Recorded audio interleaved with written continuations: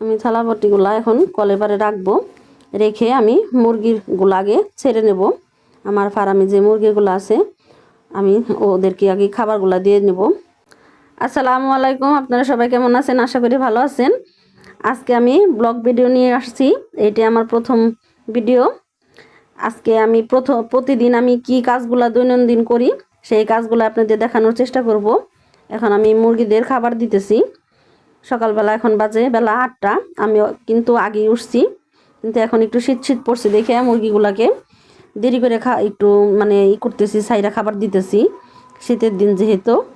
আর আমার মুরগিগুলো আজকে কিভাবে আমি আটকাইছিলাম নাকি বা আটকানো হয় নাই, দেশি মুরগিগুলো একাই বের হয়ে গেছে খোপের মধ্যে থেকে। গরমের দিনে কিন্তু আমি আটকাই নেই, রুমের মধ্যেই ছেড়ে পালি, কিন্তু শীত পড়ছে দেখে আটকে এখন পালতে হয়, যাতে মুরগিগুলা এক জায়গায় থাকলে গরম থাকবে শরীরটা, ঠান্ডা বা কোনো সমস্যা হবে না। আর শীতের দিনে খুবই সাবধানে মুরগি পালতে হয়। আমরা যারা মুরগি পালি আমাদের সব দিকে খেয়াল রাখতে হয়, কিভাবে মুরগি কখন সুস্থ থাকবে সব কিছু খেয়াল রেখে আমাদের মুরগি পালতে হয়। এদিক দিয়ে আমার ছোটো ছেলে দেখেন মুরগির বাচ্চা খুঁজতেছে, একেবারে হয়ে উপর হয়ে। আর আমার বাচ্চাগুলো আমি আজকে 2 দিন যাবত 8টা বাচ্চা উঠছে একটা মুরগির। সেই বাচ্চাগুলা খুবটা একটু ফাঁকা ছিল হয়তো, সেই জন্য বের হয়ে গেছে।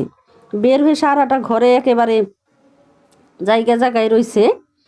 খুঁজতেছি আমি, খুঁজেই পাইতেছি না কোথায় আছে, কিন্তু আওয়াজ আসতেছে, বুঝতেছি না কোথায় আছে। সেই জন্য খুঁজে এখন ভিতরে যায় দেখি আমার পাইপ আছে, সেই পাইপের মধ্যে 3টা বাচ্চা যায় রয়েছে। ভাগ্য ভালো যে মরে নাই, বের করতে দেখি 3টে বের হয়ে গেছে বাচ্চা। আল্লাহর রহমতে সুস্থ আছে, ভালো আছে। এইগুলাই যে সকালবেলা বের হয়ে সারা ঘরের মধ্যে আর কি একেবারে হয়ে গেছে, এলোমেলো হয়ে গেছে। এখন আমি বের করে তারপরে ওই খোপটার মধ্যে আপাতত রাখবো, পরে আমি এই হলুদ নিচেরটাই রাখবো। এটার মধ্যে থেকে আর বের হইতে পারবো না। ওইটার দরজাটা একটু ভালো না, লাল খোপটার, এর জন্য বের হয়ে গেছে। আমি এই যে সাদা ফার্মের মুরগিগুলো এখন ছাড়বো, এটার মধ্যে আজকে থেকে আমি বাচ্চাগুলা রাখবো। এখন আমি সবগুলাকে খাবার দেব, খাবার দিয়ে এগুলাকে পানি দেবো এখন আমি। আর যেহেতু খাবার খেলে পানিটা কিন্তু ওদেরকে ঠিক মতো দিতে হবে।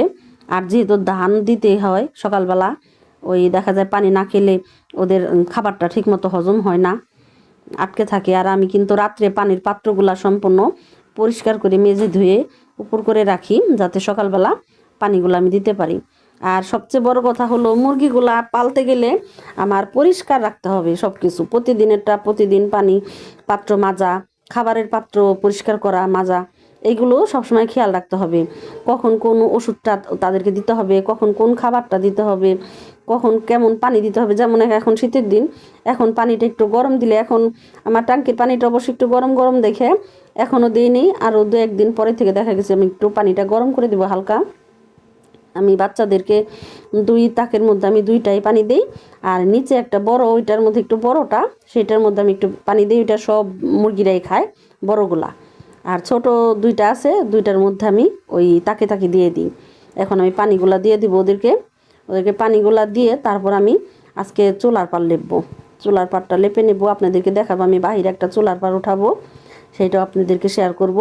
এখন আমি তাকে মুরগিগুলো, আর আমি কিন্তু পানিটা কিভাবে দেই, যেমন মনে করেন পানিটা আমি তাকের মধ্যে রাখি না, ওইখানে আমি একটা সিস্টেম করছি, যেমন কয়রা সিস্টেম করছি।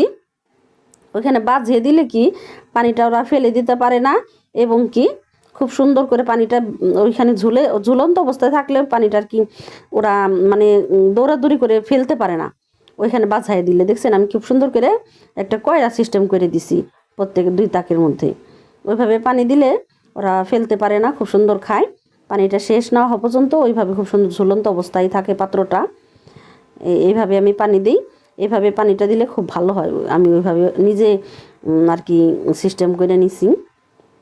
আর এইটা আমার স্বামী, আমার ভাই, আমার ছেলে 3জনে মিলে এই মুরগি রাখার জন্য এটা বানাইছে। বাসায় কাঠ কিনাই না, নেট কিনাই না, নিজেরাই বানাইছে। এটার মধ্যে মুরগি রাখি। মুরগির ওই যে ময়লা পড়ার জন্য তাক আলাদা আছে, যাতে ওদের জায়গাটা পরিষ্কার থাকে, নিচে রাখি। ওইখানে কিন্তু যেমন কাঠের গুঁড়া বা এই যে ধানের চিটা এগুলি দেই, কাগজ বিছায়। ওইটার উপরে নোংরাগুলো পড়লে কি ওই কাগজটা ধরে টান দিয়ে পরিষ্কার করে ফেলা যায়। মুরগি প্রত্যেকটা স্টেপগুলি খেয়াল রাখতে হবে কীভাবে মুরগি সুস্থ থাকবে, ভালো থাকবে, এগুলো সবসময় খেয়াল রাখতে হয়। এখন আমার মুরগির পানি দেওয়া শেষ। এখন আমি বাহিরে যাব। আমার ছেলেরে বলতেছি চলো, আমার ছেলে যাবে না, ও দৌড়াদৌড়ি করতেছে ভিতরে, ও যাইতে চায় না। ও ফার্মে ঢুকতে পারলে মানে বের হইতে চায় না। এখন আমার এইখানে একটু লেপবো। আমার এইখানে কি আমার ঘরটা কিন্তু একেবারেই মানে সারতে পারি নাই এখনও, কোনো রকম আর কি নিজেরা থাকতেছি। এখানে একটা চুলা উঠাইছিলাম আমি তখন প্রথমে, কিন্তু এখন সবাই বলে কি এখানে নাকি চুলা থাকলে ছাদ নাকি নষ্ট হয়ে যায় কালিতে, এর জন্য আমি চুলাটা ভাঙে ফেলাইছি। ভাঙে ওইখানে বন্ধ করে আমি একটু লেপে দিতেছি যাতে মানে আছাড় না খায়। দেখা গেছে আমি ভাঙে যতই করি হঠাৎ করে দেখা যায় উঁচা নিচা থাকলে পড়ে যেতে পারে, বাচ্চা যেহেতু আছে বাসায়, বা নিজেরাও পড়ে যেতে পারি, সেই জন্য আমি সুন্দর করে সমান করে জিনিসটা লেপতেছি। আর মেয়ে মানুষের একটা কি কাজ যদি আমরা খুব সুন্দর করে গুছিয়ে করতে পারি, নিজের মনের মধ্যেও ভালো লাগে এবং কি দেখতেও সুন্দর লাগে। একটা লোক আসলেও বলবো যে না, বাড়িটা ভাঙা হোক তারপরও গুছানো। আপনি যদি একটা ভাঙা ঘরও খুব সুন্দর করে গুছিয়ে রাখেন, দেখতে ভালো লাগে, নিজের কাছেও ভালো লাগে, অন্য একটা লোক আসলেও দেখলে একটা ভালো লাগে কাজ করবে তার মধ্যে। না, এই ঘরটা ভাঙা হতে পারে কিন্তু এরা গুছানো, নিজের কাছেও ভালো লাগে ওই গোছানো। আর আমার কিন্তু এমনিও গোছানো কাজগুলো করতে খুব ভালো লাগে। আমার যতটুকু আমি ছোটোবেলা থেকে আমি সবসময় গোছায় কাজ করতে আমার খুব ভালোবাসি। আমি ওই যে ধর্মার পাঁচরা করে কাজ করতে ভালো লাগে না আমার। আমি একটা নতুন চুলার পার উঠাইছি বাহিরে, চুলাটা আমি একটু একটু করে সারতেছি প্রতিদিন। যতই লেপি ততই নেয়। কালকে রাত বিকেলেও লেপছি, দেখা গেছে সকালবেলা উঠে আমার তুরকুলায় মাটি উঠাই ফেলাইছে। তুরকুলাকে আপনারা সবাই চিনেন, এক এক জায়গায় এক এক কথা বলে, আমি জানি না কোনো এলাকায় কী বলে, আমাদের এলাকায় তুরকুলা বলে। এই তুরকুলায় যে মাটি তুলছে এখানে লেপে, এখন এই যে আবার এগুলা ঠিক করব। ঠিক করে তারপরে আমি লেপে আমি আবার একটু গেলাম ডিম তুলতে, যেহেতু কিছুটা লেপছি লেপে, তারপরে আমি ডিম তুলতে গেলাম, দেখবো কোথায় কোথায় ডিম পারছি। তখন তো আমি ডিমের ওইখানে যাই নেই, দেখবো এখন ডিম ওরা পারছে কোথায়। ওরা তো জায়গায় জায়গায় ডিম পারে, এক জায়গায় ডিম পারে না। ডিমগুলা দেখি কোথায় পারছি, ডিমগুলা তুলবো, আপনাদের ডিমগুলা দেখাইতেছি আজকে আমি প্রতিদিন। আর সবসময় দেখা যায় কি কত সময় 10-12টায় পারে, আবার কত সময় 5-7টায়ও পারে। সবসময় তো সবাই মানে সব মুরগি একসাথে পারে না। আজকে আমি দেখি কতগুলা পারছে, দেখি কতগুলা উঠাই, আপনাদের দেখাবো আমি কোথায় থেকে ডিম উঠাইতেছি। এই যে 4টা।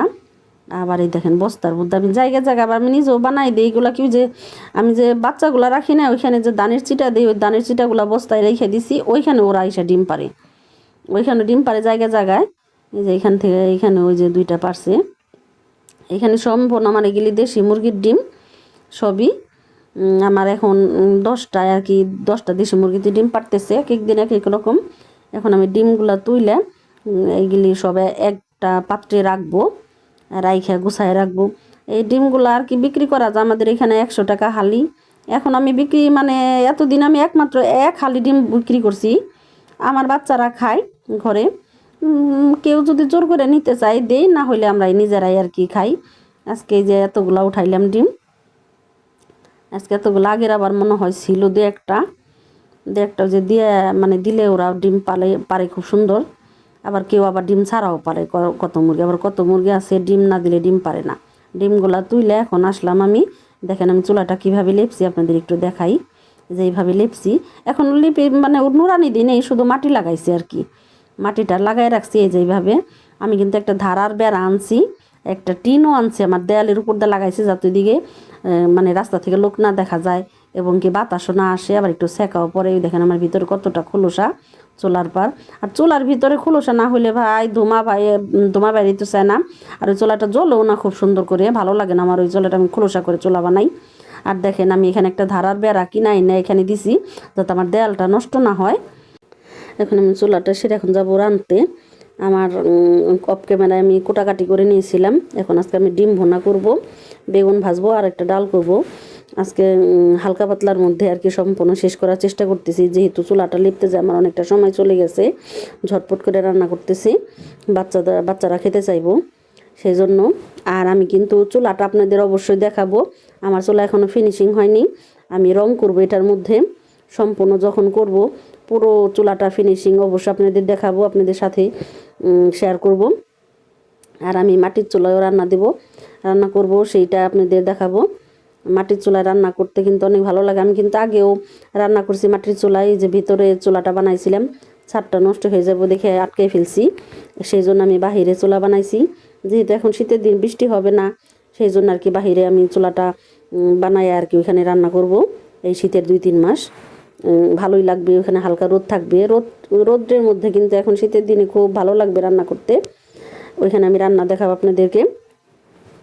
চুলাটা ফিনিশিং কইরে আরও 2-1 দিন লাগবে, তারপর অবশ্যই আপনাদের সাথে আমি ওই রং করার পরে কেমন হইলো ফাইনাল লুকটা আপনাদেরকে দেখাবো। আপনাদের সাথে গল্প করতে করতে এই দিক দিয়ে আমার কিন্তু রান্না প্রায় শেষের দিকে। আমি যেহেতু এটা আমার নতুন প্রথম ব্লগ ভিডিও করতেছি, অনেক জায়গায় ভুল হতে পারে, ক্ষমা দৃষ্টিতে দেখবেন। আর আমি কিন্তু আজকে দেশি মুরগির ডিম ভুনা করতেছি। আমার আরও রান্না আছে সামনে, সেগুলো আমি করব। আজকে কিন্তু বেশিটা দেখাবো না, যেহেতু আমি প্রথম বুঝা সারতে পারতেছি না কখন কোথায় থেকে শুরু করব বা শেষ করব। কথা বলতে বলতে আমার মশলাটা ভুনা হয়ে গেছে। এখন আমি কিছুটা টমেটো দিয়ে ডিমটা ভুনে নেব। আর এইগুলা কিন্তু আমার ফার্মের ডিম, দেশি মুরগির ডিমগুলো আমি আজকে ভুনা করতেছি। দেখেন, ভুনা মুরগি পাললে কিন্তু অনেকটা দিকেই লাভ আছে। আমি কিন্তু 100 টাকা হালির ডিমগুলা কিন্তু আমরা সবসময় কিনে খেতে পারি না। আজকে মুরগি পালছি দেখেই এতগুলা ডিম রান্না করে খেতে পারতেছি। আমার এই ব্লগটি ফেসবুক থেকে দেখে থাকলে অবশ্যই ফলো করে দিবেন, আর ইউটিউব থেকে দেখলে লাইক এবং সাবস্ক্রাইব করে দিবেন। আজকের মতো এই পর্যন্তই। আল্লাহ হাফেজ।